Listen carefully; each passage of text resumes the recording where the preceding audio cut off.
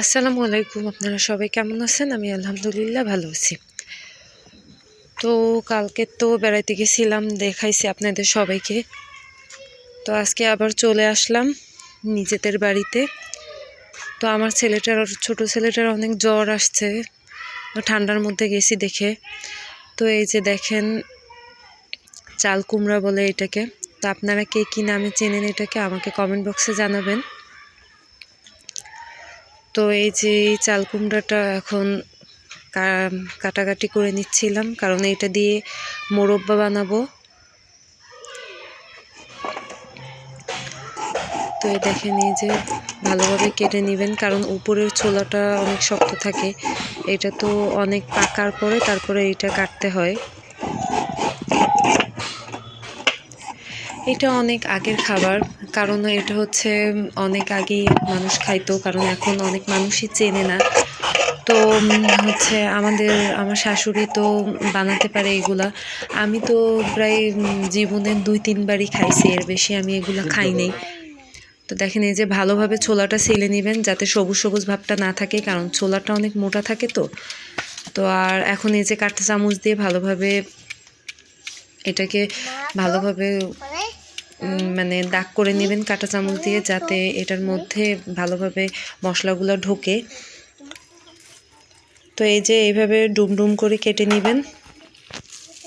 তো আপনারা যে যেখান থেকে আমার ভিডিওটা দেখতেছেন সবাই ভালোবেসে একটা লাইক দিয়ে দেবেন, কারণ আপনাদের লাইক কমেন্ট দেখতে আমার ভালো লাগে। তো এই যে দেখেন কিভাবে সুন্দরভাবে কেটে নিছি।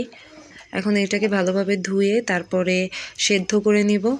আর এটা নাকি একদিনে রান্না করা যায় না, একদিনে রান্না করা যায়, কিন্তু আমার শাশুড়ি বলতেছে 2 দিন ধরে যদি জাল দিয়ে রান্না করো তাহলে এটা নাকি বেশি মজা লাগে। তো আজকে সেদ্ধ করে তারপরে আরও গুড় বা চিনি আপনারা যেটাই ব্যবহার করেন সেগুলো দিয়ে ভালোভাবে সেদ্ধ করে নিয়ে তারপরে আপনারা রেখে দিবেন, আবার কালকে আবার রান্না হবে এটা। তো এই যে আমি এটার মধ্যে খেজুরের গুড়, তারপর দারচিনি, এলাচ আর একটু লবণ দিয়ে নিছি।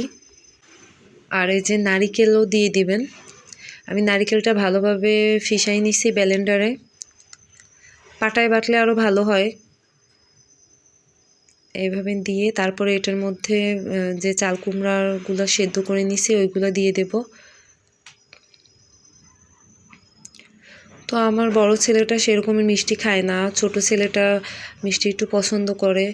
তো ও ভালোই মিষ্টিটা পছন্দ করে, তো ওদের জন্যই আর কি রান্না করা। আর আমারও অনেক খেতে ইচ্ছা করছিল, এর জন্য আর কি পাশের বাড়ির একজনের কাছ থেকে এগুলো কিনে নিয়ে আসছি। তো এটার মধ্যে যে বীজগুলো আছে আপনাদেরকে দেখাইছি, ওই বীজগুলোও আপনারা শুকায়ে যদি রাখেন এভাবে পাকার পরে, তাহলে দেখবেন যে ওই বীজগুলো দিয়ে আপনারা অনেক দিন এই গাছ লাগাতে পারবেন। তো এই যেভাবে দিয়ে এটা জাল করে তারপরে রেখে দেব। আর এটা হচ্ছে আমাদের দুপুরের খাবার, আজকে কাতল মাছ রান্না করছি। আর এই যে দেখেন কত সুন্দর একটা কালার আসছে। তো এগুলো ভালো সেদ্ধ হয়ে গেছে। এখন এটা কালকে আবার দুধ দিয়ে তারপরে আবার জাল দেব। তো কালকে যদি আপনারা এই ভিডিওটা দেখেন তাহলে দেখতে পারবেন কিভাবে রান্না করি। তো পুরোটা তো আজকে দেখাতে পারলাম না। আর এই যে আমার ছেলে এটা খাওয়ার জন্য আবদার করতেছিল, এর জন্য আর কি ওকে দিলাম অল্প একটু। এভাবেও খাওয়া যায়, তো দুধটা দিলে আরও বেশি মজা লাগে। তো আপনারা যে যেখান থেকে দেশের বাহিরে বা দেশ থেকে যে ভিডিওটা দেখতেছেন আমার ভিডিওটায় সাপোর্ট করবেন আর বেশি বেশি ভালোবাসা দিবেন। আল্লাহ হাফেজ।